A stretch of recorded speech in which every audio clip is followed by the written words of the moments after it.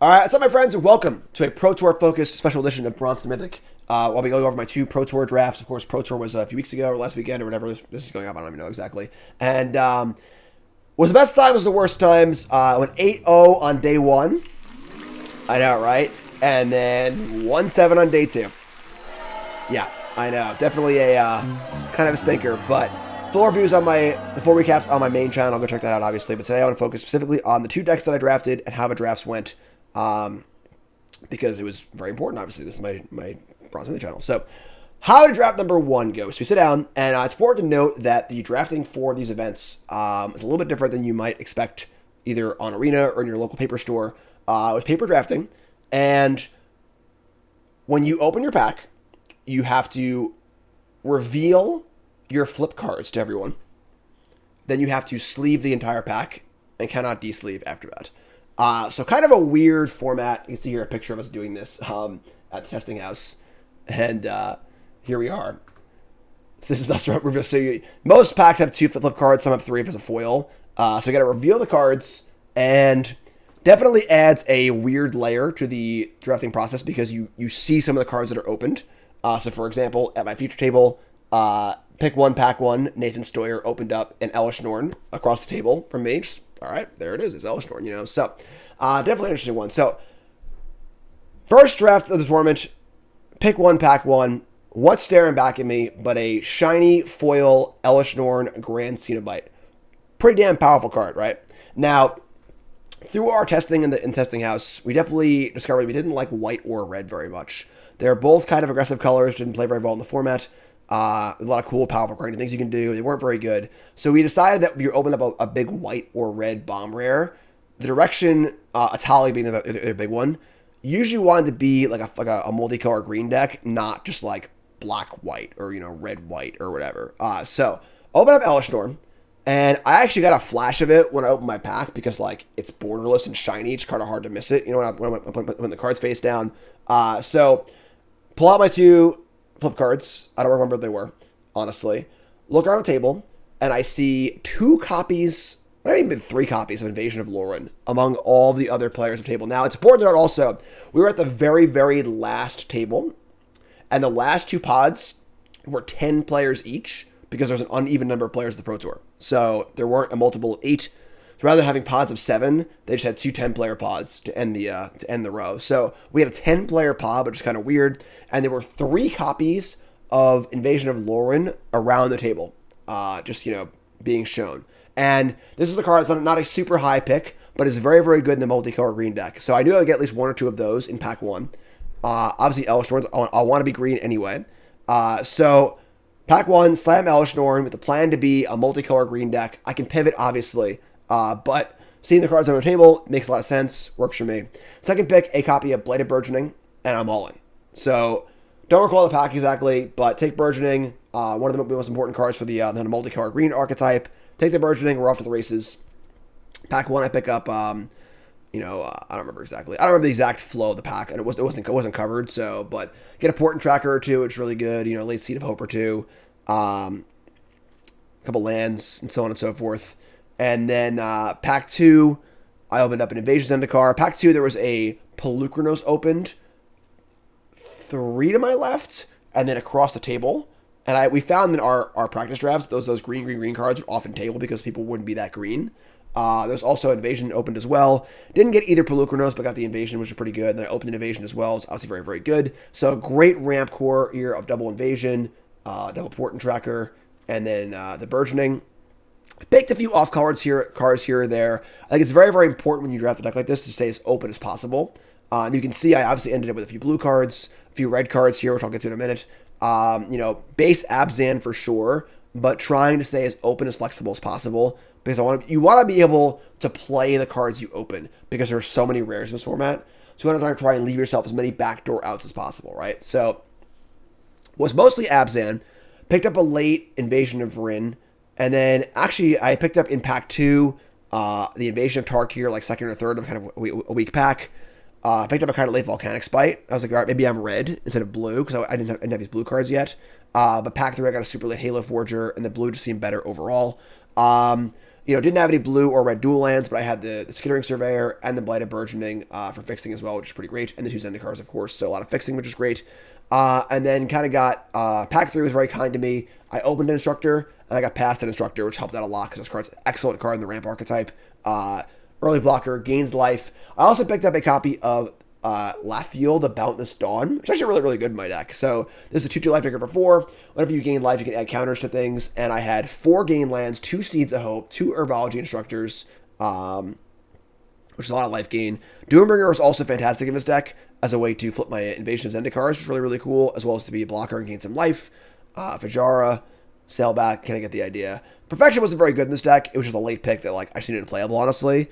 And then I was deciding between red or blue in deck building. Decided blue with Halo Forger and the card draw spell will be a little bit better overall. Although I boarded into the red in about half my games. My opponents were playing more creatures and so on and so forth. It's pretty cool. And in my first match, played against a green-white deck. I won game 1 fairly easily. Game 2 was wild. Game 2 was my opponent went land go, land kite sail. Sorry, plains go, forest go, plains go, forest go, keeping 7 cards. So I'm like, all right, this player obviously has Sunfall, it's the most obvious Sunfall of all time. Play my cards kind of slow, try and play around the Sunfall. Eventually he plays a 3/3, puts the kite sail on it. He plays the 1/1 that adds counters, extra counters to things, taps for mana, and then flips, plays the green-white battle. I showed the cards up, I'm sorry. The green-white battle that gives a +1 counter to everything. He's able to flip it and add counters to things, but he has those 3 things in play. I'm at 20-something, and he's very, very low. And I make it all out attack. He's forced to block with his good flip creature, and he's down to 1 life. So he's 1 life. I had pacified his mana creature. So his board is a 6/5 copy of War Historian with Kite Sail on it, and then a pacified 3/3 that adds mana and adds counters. Untaps, plays a plains, says plains, forest. And I'm like, all right, what do you got for me, right?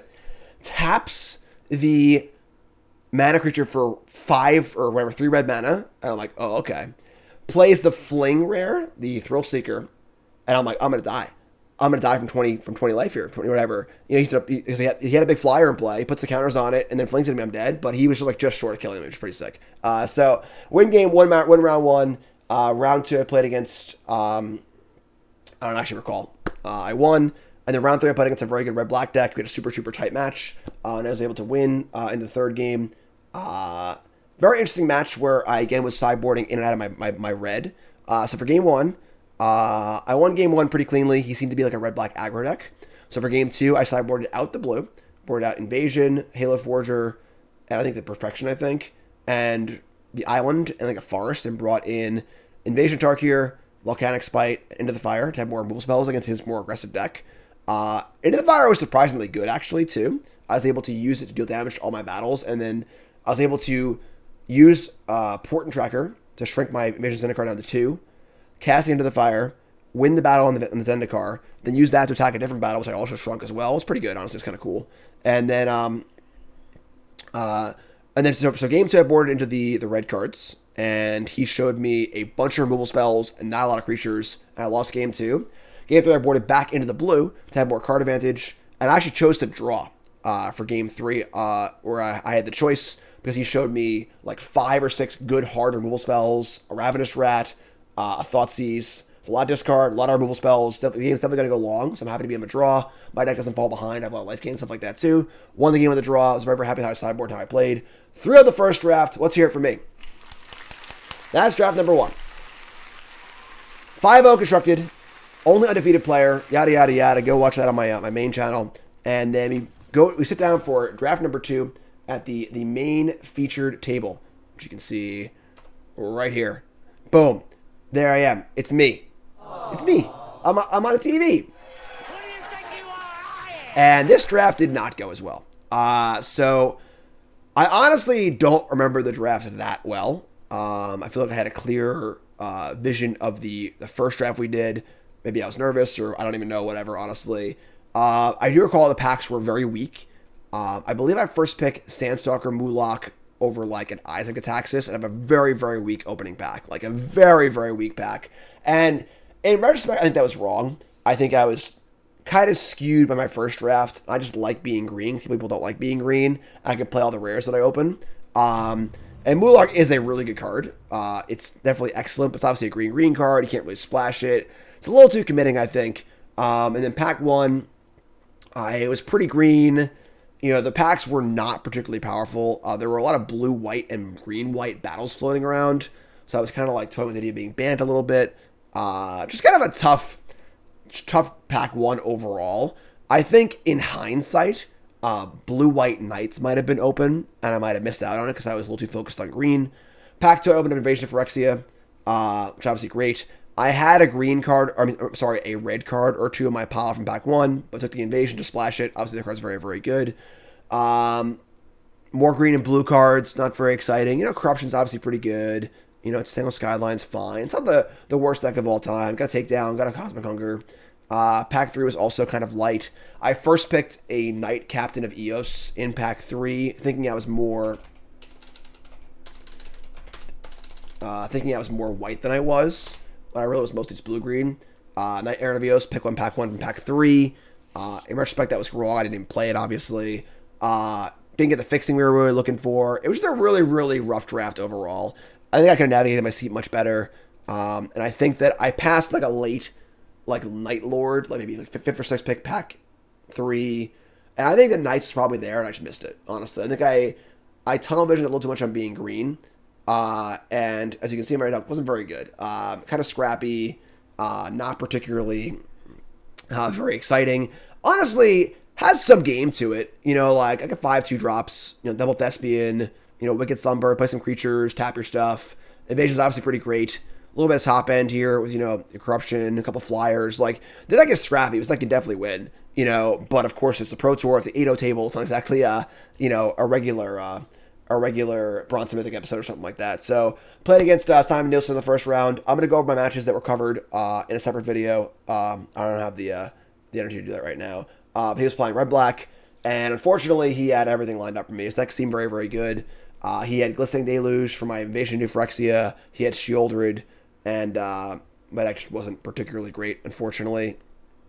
And I lost round 1 just to Simon. Played a crazy match round 2 against Carl Strop, who was, honestly, his deck was pretty bad. He was black, white, blue with almost no curve. He had very few 2-drops. Had some good powerful stuff in the late game. And unfortunately, in all 3 games, I won game 1 pretty cleanly. Game 2, I mulliganed to 5 and drew like 12 lands or whatever. I just lost. And then game 3, I just like couldn't find a 2-drop against him. He had no 2-drops in his deck. I just couldn't draw to my 5 2-drops in any of the games. Played a super long game. I'll analyze it 'cause I'm sure I messed up somewhere. But ended up losing. And then I lost the last round to Pedro. I forgot his last name. Who was 1-0-1 in the draft. But because you're paired by your record in the tournament, not your record of a draft. So I was 8-0 in the tournament, so I was 8-2 after 2 losses. And he was 7-1 and was 1-0-1 in the drafts. He was 7-2-1. So he was 7-2-1, I was 8-2. So our records are very, very close. He was mono blue and just crushed me. Just destroyed me. Like, he was 1-0-1. He was undefeated in the draft and I was 0-2. And he had some really sick draws. He had a mono blue deck that was really, really awesome and just crushed me. And 0-3 of a draft, and let's throw on button. Yeah, not a good start to my day. I ended up going 1-7 over the course of the entire day. I did requalify. Again, more information on that in the full review. But definitely tunnel visioned a bit, I think. I was a little bit riding the high on my first draft.